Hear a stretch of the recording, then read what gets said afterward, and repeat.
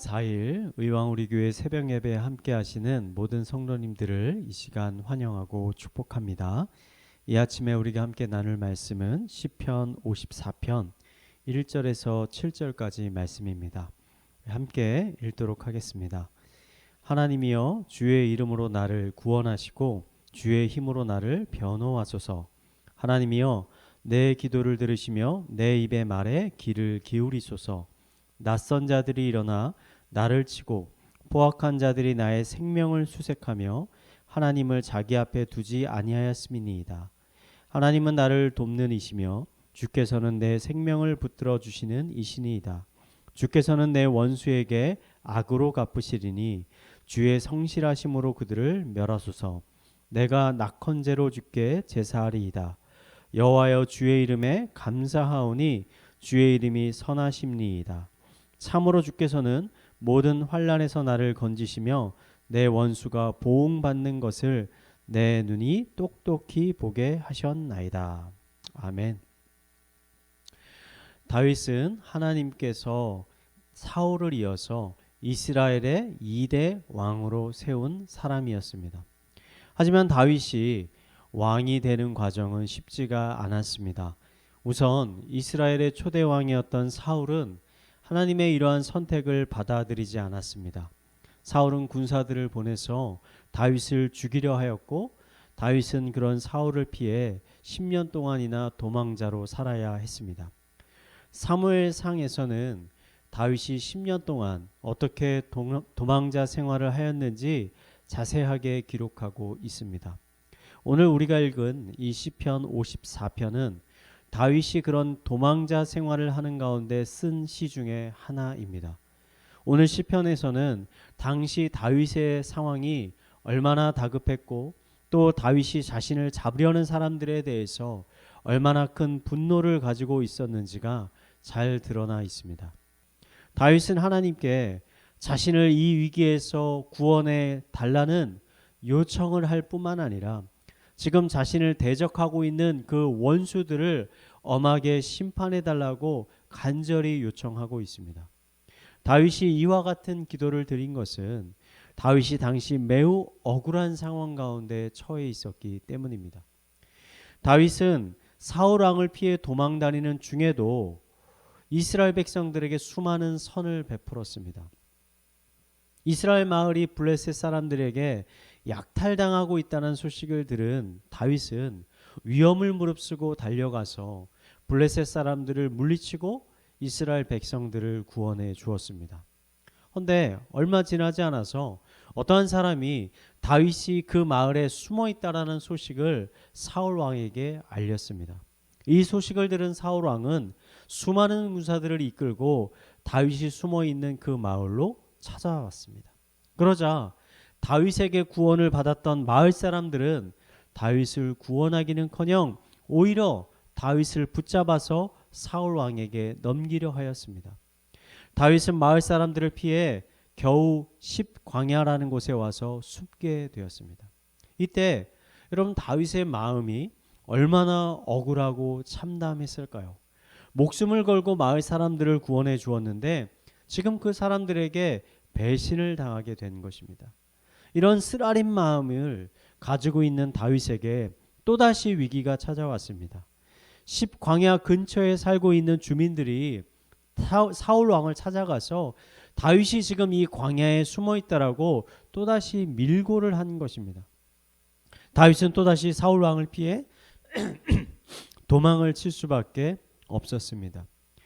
다윗은 도망자 생활을 하는 가운데서도 끊임없이 이스라엘 백성들에게 선을 베풀었지만 대부분 백성들은 그 은혜에 감사하기는커녕 그 은혜를 원수로 갚았습니다. 상황이 이러니 다윗의 마음 가운데 자신을 배신하고 또 죽이려고 하는 사람들에 대한 미움과 분노가 일어나게 된 것은 너무나 당연한 일일 것입니다.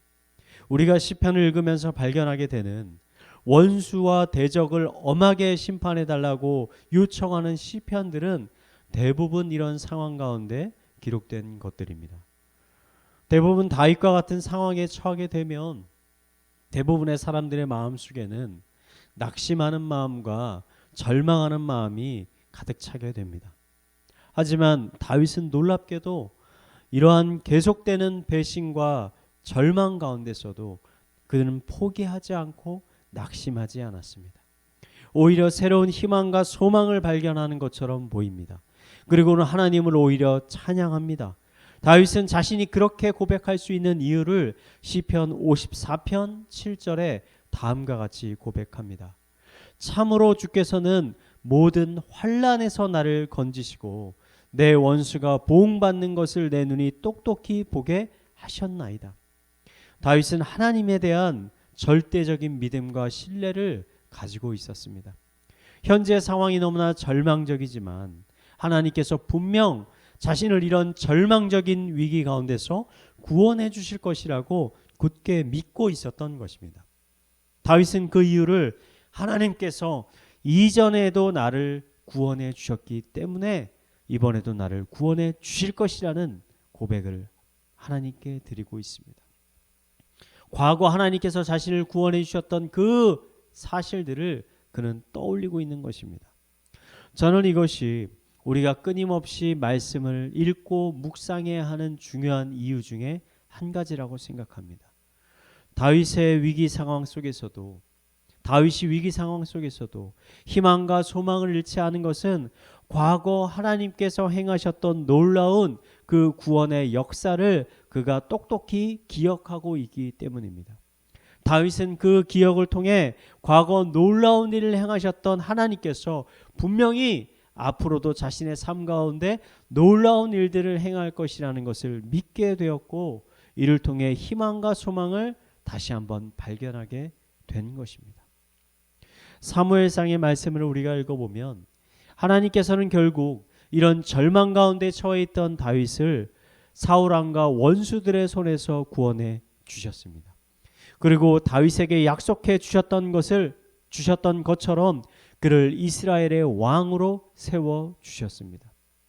우리는 이러한 기록들을 통해서 다시 한번 하나님의 놀라운 능력과 그분의 변하지 않는 신실하심을 발견하게 됩니다. 이러한 발견과 묵상을 통해 우리는 하나님께서 다윗을 구원하셨던 것처럼 우리를 구원해 주실 것을 확신하게 됩니다.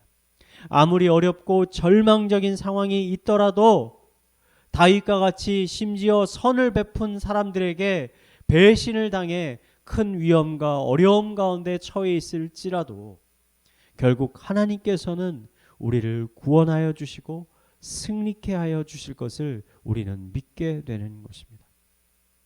여러분, 어떠한 상황 가운데서도 절망하거나 낙심하지 마시기 바랍니다.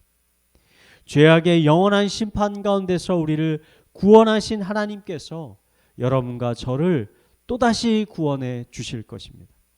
여러분에게 새로운 희망과 소망을 주실 것입니다.